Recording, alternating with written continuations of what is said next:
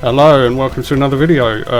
This is Voorhees Retro 81. I hope that you're all doing well. We're going to look at Epic Pinball today from Epic Maker Games, who are now Epic Games and run the Epic Store. But ironically, if you want to pick this up, you'll have to pick it up through GOG. Is what it is. Them's the current breaks. I presume that either Epic didn't care to release it themselves a second time, or, you know, I don't know, somebody's got different rights somewhere, I don't know. Odd anyhow, but without further ado, I'm gonna get it started. Now we're just gonna look at the Android table today, and that might be all I look at. There are I would say there are two decent tables on this game, and the rest are kind of, they're designed around the old, like, sort of fairground, like, sort of mechanical game style of pinball, and I just don't find them fun to play at all. And a lot of these tables also have ridiculous ball drain on them. You know, like when you get your balls near to the bottom of the table. Out of context quote for you there, ladies and gentlemen. When you get the balls near the bottom of the table, they just have a habit of getting sucked straight down the drains on either side, and it's really frustrating. And a lot of the tables actually down here, they have a habit of just shooting a ball out of the firing lane, round the top, and then they go straight down the hole in the middle of the flippers before you've got a chance to even touch them. They're just. But the Android table is very good, and I actually really enjoy the Cyborg Girl one, but the music for that is genuinely embarrassing. Very 90s. Let's just leave it at that. Yeah, the same way the yeah. Let's just think of Channel 5 late at night. That's how that music rolls. But you know, if enough people like this, we might slap that on for another video. Anyhow, I'm rambling. Let's pop a couple of let's play a couple of balls on Android, on Super Android.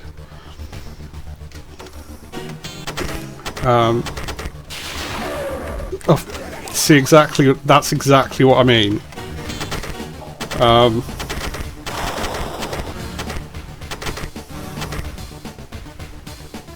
Come on, there we go. Oh.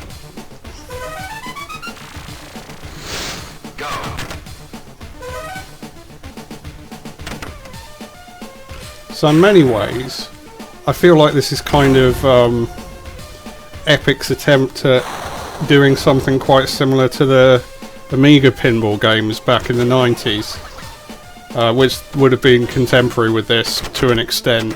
I'm not entirely sure when this came out, but it was definitely sort of early 90s. Oof.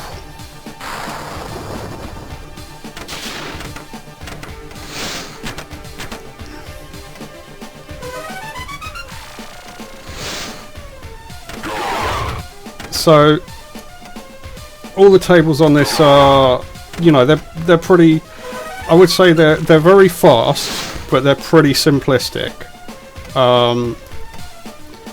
which is kind of to the detriment of a lot of the other tables, I'll be honest. I don't think it's a coincidence that Super Android was the original shareware table for this game, because it's the one that plays the best, hands down. And I think in the grand scheme of things, although it can be quite rapid fire and a little bit harsh in its own right, I think this is the one that you're probably least likely to have a massive swearing fit at and snap your keyboard in half between your own teeth, which is kind of where you're rolling at with some of the other tables, which will just, like, you know, they'll just spit your ball out of the entry lane and straight down between the flippers before you've even had a chance to think about what was going on or look at the table at all. I mean, I have mentioned that I don't mind outside the ghastly, horrible music.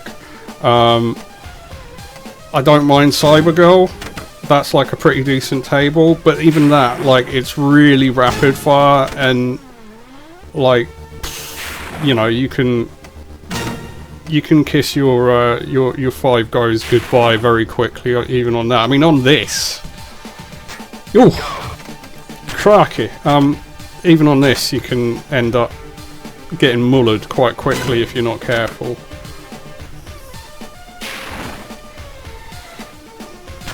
Oh, I'm doing quite well here, but he says I've probably got a, you know, I don't know. Thankfully, this is early enough that it's not got a global leaderboard to tell me how abysmal I am in comparison to like 3,000 complete strangers.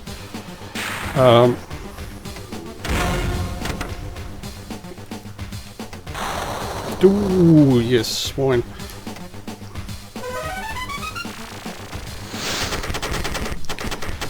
But this is kind of like,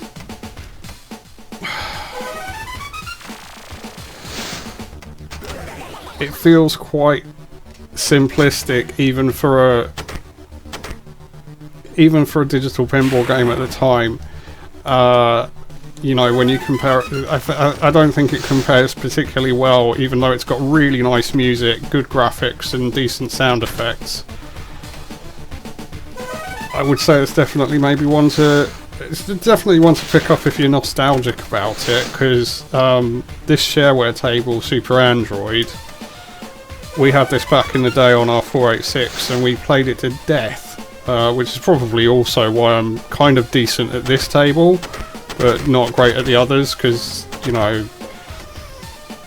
back in the day you didn't have the internet or digital downloads or anything like that, so, like, you know, you could only get hold of like shareware games if like they got if they were something like Wolfenstein or Doom that eventually got a practical release on disc, because otherwise you would, like, you know, you were some little kid trying to somehow pay shipping or find somewhere that would ship like floppy disks to you from the States. That just didn't happen most of the time. Oh, there we go. That's my game over. So I'm not entirely sure how we're doing for time. So I tell you what,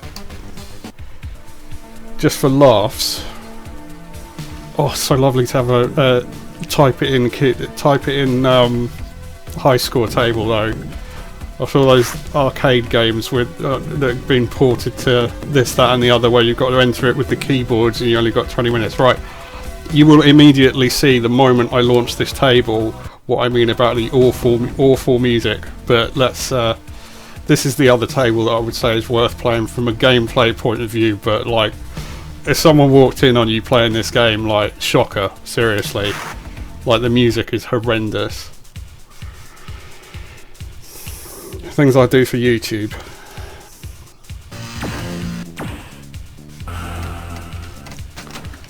And you see, like, how rapid the sort of, I mean, I'm not brilliant at pinball games, you know, I'll openly admit that, but like, it's incredibly hard to avoid that that sort of like that straight down the middle drain on a lot of these tables.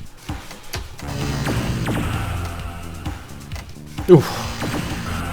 And it kind of renders that, well, it's kind of funny.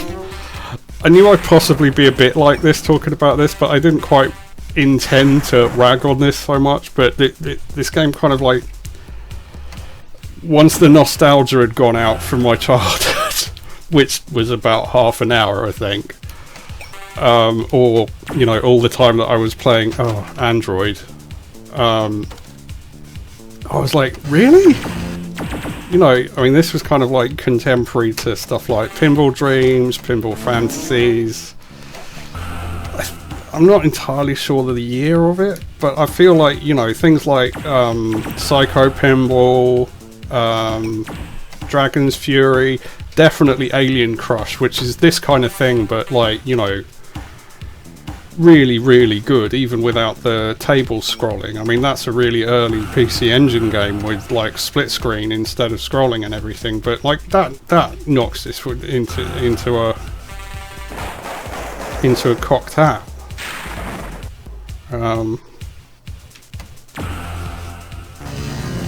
I'll be honest, I quite like the design of a lot of the tables. I think the graphics are really nice. And quite different from like a lot of, you know, the sort of standard pinball themes. Like, I like the cyberpunk theme of this table a lot. It's just that music, man, and the fact that that's your lot. You know, that was like, I think that was like about a quarter, if that, of the amount of time I spent playing the Android table. Anyhow, it is what it is. This is a fun enough game, especially for these two tables.